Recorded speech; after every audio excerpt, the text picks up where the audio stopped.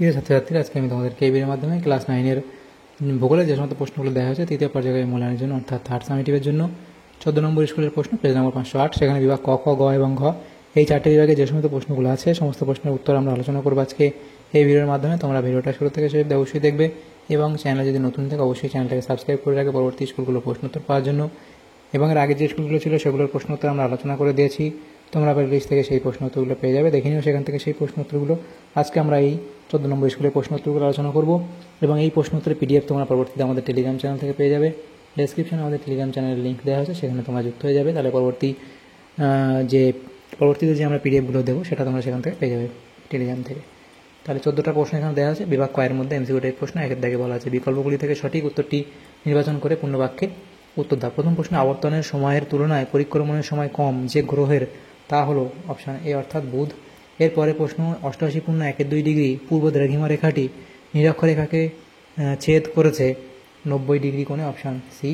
এরপরে আছে সৌরদিন ও নক্ষত্র দিনের মধ্যে সময়ের পার্থক্য হলো 3 মিনিট 56 সেকেন্ড, অপশান এ। এরপরে আছে পাত কথাটি প্রথম ব্যবহার করেন, অপশান ডি অর্থাৎ উইলসন। এরপরে আছে আরাবল্লী যে ধরনের পর্বত তা হলো, এটা হবে আরাবল্লী হলো এখানে প্রাচীন ভঙ্গির পর্বত, অপশান সি। এরপরে আছে ভারতের উচ্চতম পর্বতবেষ্টিত মালভূমি হলো লাদাখ, অপশান বি। আবহাওয়া বিকারজাত শিলাখণ্ড অন্তর্জাত বল দ্বারা স্থানান্তরিত হওয়ার প্রক্রিয়াকে বলে, এখানে তোমরা লিখবে পুঞ্জিত স্খলন, অপশান এ। তো এই প্রশ্নটা একবার তোমরা দেখে নিও তোমাদের টিচারের থেকে, এই প্রশ্নটা তোমাদের ক্লাস টিচার অর্থাৎ ভূগোলের টিচার থেকে দেখে নিও। এর পরবর্তী প্রশ্ন কী আছে, ফসল কেটে নেওয়ার পর গাছের অবশিষ্টাংশ জমিতে ফেলে রেখে মাটি ক্ষয় রোধ করার পদ্ধতিকে বলে, তাকে কি বলা হয়, মালচিং বলা হয়, অপশান বি। এর পরের প্রশ্ন কি, দাবানলের কারণ হলো দেখো পর্যটন, বজ্রপাত এবং গাছে ঘর্ষণ। আচ্ছা, এই সমস্তগুলোর জন্যই সবগুলিই প্রযোজ্য, সবগুলির জন্য হতে পারে। এরপরে প্রশ্ন, উত্তরবঙ্গের ত্রাসের নদী বলা হয়, তাহলে সেটা হবে উত্তরবঙ্গের ত্রাসের নদী বলা হয় তিস্তা নদীকে, অপশান এ। এরপরে আছে নীল সোনা বলা হয়, দেখো এখানে যে প্রশ্নগুলো আছে এখান থেকে সব থেকে সঠিক উত্তরটা মনে হচ্ছে বি হবে, জল। তো এই প্রশ্নটা একবার তোমাদের টিচার থেকে দেখে নিও। পরবর্তী প্রশ্ন, যে রাজ্যের সঙ্গে পশ্চিমবঙ্গের সীমানা সব থেকে বড় তা হলো, এখানে তোমাদের হবে ঝাড়খণ্ড, অর্থাৎ অপশান সি। তারপরে আছে হুগলি নদীর ডান তীরের একটি পাট শিল্প কেন্দ্র হলো, এটা তোমাদের এখানে হবে হুগলি নদীর ডান তীরে, সেটা হবে ভদ্রেশ্বর, অপশান ডি। এরপরে আছে কি, বৃহৎ স্কেলের মানচিত্র হলো, তাহলে বৃহৎ স্কেলের মানচিত্র কোনটা, সেটা হবে এখানে বৃহৎ স্কেলের মানচিত্র সেটা হবে মৌজা মানচিত্র, অপশান সি। এর পরবর্তী প্রশ্ন আছে বিভাগ খ, সেখানে যে প্রশ্নগুলো আছে 6টা প্রশ্ন আছে, 1 নম্বর করে দেওয়া 2 দাগের এ। নিচের বিবৃতিগুলি সত্য হলে সু এবং অসত্য হলে অলেখ, মিথ্যা হলে অলেখ। প্রথম প্রশ্ন, দক্ষিণ গোলার্ধে ধ্রুবতারার সাহায্যে অক্ষাংশ নির্ণয় করা হয়, এটা এখানে ভুল বলা হয়েছে, তাহলে অ। পরবর্তী প্রশ্ন, গিরিজনী আলোড়ন পৃথিবীর স্পর্শক বরাবর কাজ করে, এটা এখানে ঠিক বলা হয়েছে। নেক্সট প্রশ্ন, পৃথিবীর আবর্তন গতি ও কোরিওলিস বলের সম্পর্ক বিপরীত, এটা এখানে ভুল বলা হয়েছে। যান্ত্রিক আবহাওয়া বিকারে শিলার মৌলিক পরিবর্তন ঘটে, এটা এখানে ভুল বলা হয়েছে।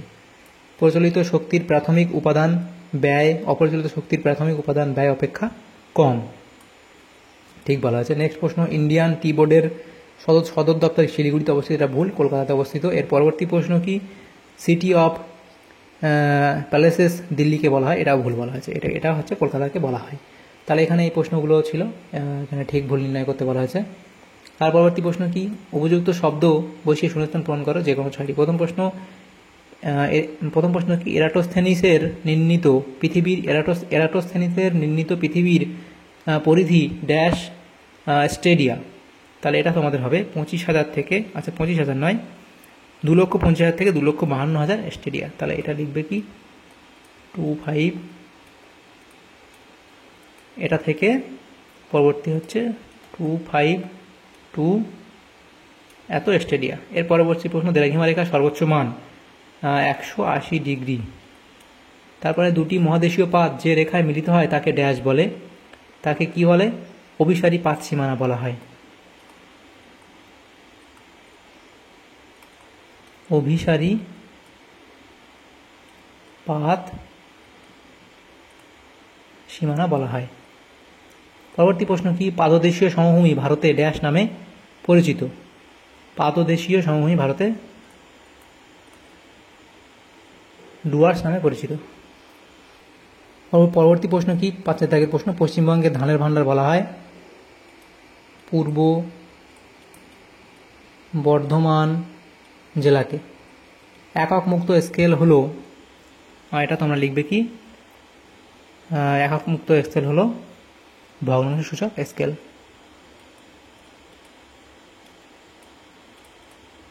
ভগ্নাংশ সূচক স্কেল। এরপরে প্রশ্ন কি? কলকাতার জীবনরেখা বলা হয় ড্যাশ, ড্যাশকে লিখবে হুগলি নদীকে। হুগলি নদীকে। তাহলে শূন্যস্থানগুলো হলো। এর পরবর্তী প্রশ্ন কি আছে? সি এর দাগে 2-1 কথা উত্তর দাও। প্রথম প্রশ্ন, জিএমটি এর সম্পূর্ণ নাম কি? তাহলে লিখবে গ্রিনিচ, আচ্ছা স্পেলিং ঠিক করতে হবে,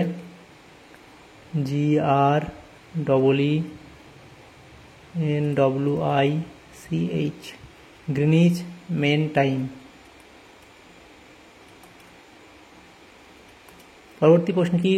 অনুসুর অবস্থানে অস্ট্রেলিয়ায় কোন ঋতু বিরাজ করে? তাহলে গ্রীষ্মকাল। গ্রীষ্মকাল। এরপরে প্রশ্ন, আগ্নেয়গিরির যে স্থান দিয়ে ম্যাগমা বেরিয়ে আসে তাকে কি বলে? তাকে জ্বালামুখ বলা হয়। আগ্নেয়গিরির জ্বালামুখ বলা হয়। আগ্নেয়গিরির জ্বালামুখ। স্ক্রি বা ট্যালাস কি? সেটা লিখবে। এরপরে প্রশ্ন, একটি আধা প্রাকৃতিক দুর্যোগের উদাহরণ দাও। তাহলে ভূমিধস। ভূমিধস। এরপর আছে এনটিপিসি এর অন্তর্গত পশ্চিমবঙ্গের একটি তাপবিদ্যুৎ কেন্দ্রের নাম কি? তাহলে লিখবে ফারাক্কা তাপবিদ্যুৎ কেন্দ্র। তাপবিদ্যুৎ কেন্দ্র। পরবর্তী প্রশ্ন, ভূবৈচিত্র্য সূচক মানচিত্রে অনিত্যবহ নদী কি রং দিয়ে দেখানো হয়? কালো রং। পরবর্তী প্রশ্ন কি? প্রকাশনা শিল্প কি ধরনের শিল্প? লিখবে কি? পরিষেবা শিল্প।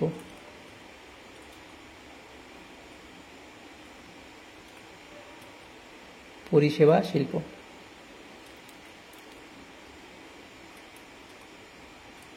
পরবর্তী প্রশ্ন কি আছে দেখো, এখানে ডি এর দাগে বাম স্তম্ভের সঙ্গে ডান স্তম্ভ মেলাতে বলা হয়েছে। প্রথম প্রশ্ন কি? বীরভূম।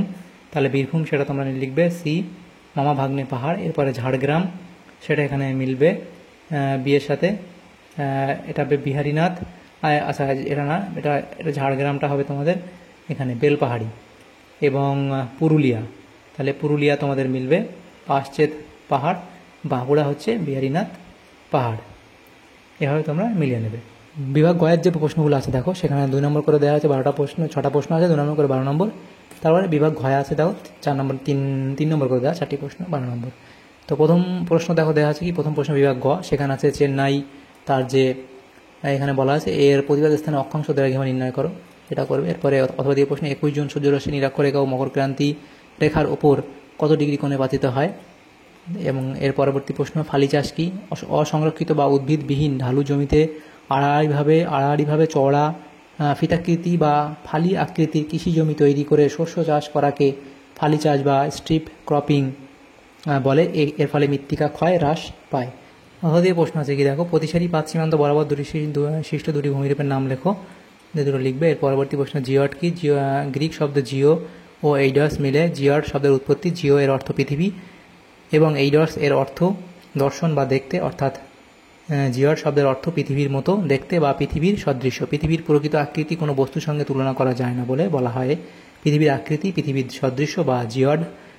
জিওড শব্দটি প্রথম ব্যবহার করেন বিজ্ঞানী জোনাল বেন্ডিক্ট লিস্টিং। এর পরবর্তী প্রশ্ন কি আছে দেখো, প্লাবনভূমি কাকে বলে? এর পরবর্তী প্রশ্ন, ওয়ার্ল্ড ডিজাস্টার রিপোর্ট অনুসারে বিপর্যয়ের বৈশিষ্ট্য লেখো। তাহলে এই পয়েন্টগুলো করবে। এরপরে অথবা দিয়ে প্রশ্ন, হরপ্পা বাঁধ কাকে বলে? দুর্গাপুরকে ভারতের রুর বলা হয় কেন? জার্মানির রাইন নদীর উপত্যকা, রাইন নদীর উপনদী রুর এর অববাহিকায় প্রচুর কয়লা পাওয়া যায়। এই কয়লার উপর ভিত্তি করে লৌহ ইস্পাত ইঞ্জিনিয়ারিং রাসায়নিক প্রভৃতি শিল্পে সমৃদ্ধ রুড় শিল্পাঞ্চল বিকাশ লাভ করেছে।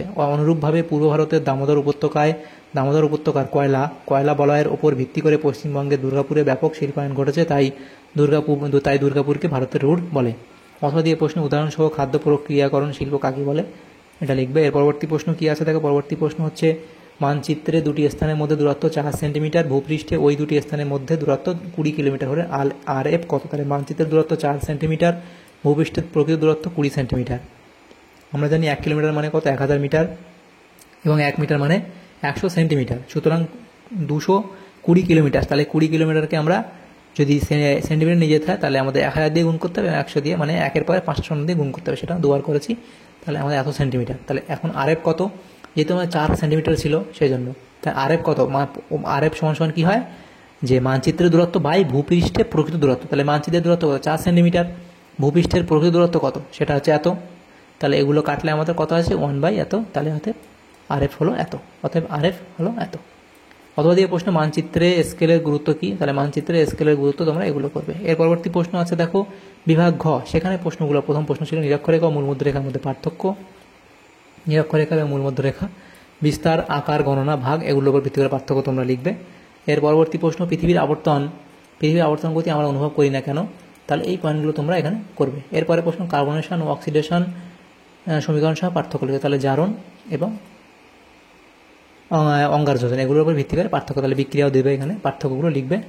এর পরবর্তী প্রশ্ন কি আছে, সমভূমি অঞ্চল ঘনবসতিপূর্ণ কেন, উর্বর মৃত্তিকা, জলবায়ু, জলের সহজলভ্যতা, যোগাযোগ ব্যবস্থা, শিল্প, অর্থনৈতিক উন্নয়ন এবং সহজ জীবনযাপন, এগুলো করবে।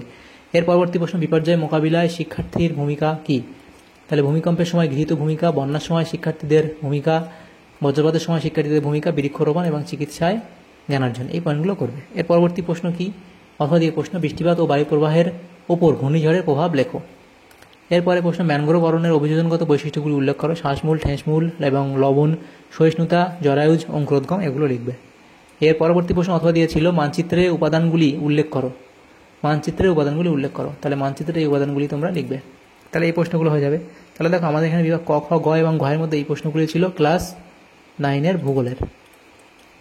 এটা হচ্ছে আমাদের ভূগোলের কত নম্বর স্কুল ছিল, এটা আমাদের ভূগোলের 14 নম্বর স্কুল ছিল। তো এখানে আমাদের যে প্রশ্নগুলো ছিল বিভাগ ক, খ, গ এবং ঘয়ের মধ্যে, সেগুলো আমরা আলোচনা করলাম আজকে এই ভিডিওর মাধ্যমে। তোমাদের যদি সামান্যতম উপকার এসে থাকে ভিডিওটা অবশ্যই লাইক করবে এবং বেশি বেশি করে বন্ধুদের সাথে শেয়ার করবে। আর পরবর্তী যে স্কুলগুলো আছে সেগুলো প্রশ্নোত্তর পাওয়ার জন্য অবশ্যই তোমরা আমাদের চ্যানেলটাকে সাবস্ক্রাইব করে রাখবে। Thank you, thanks for watching.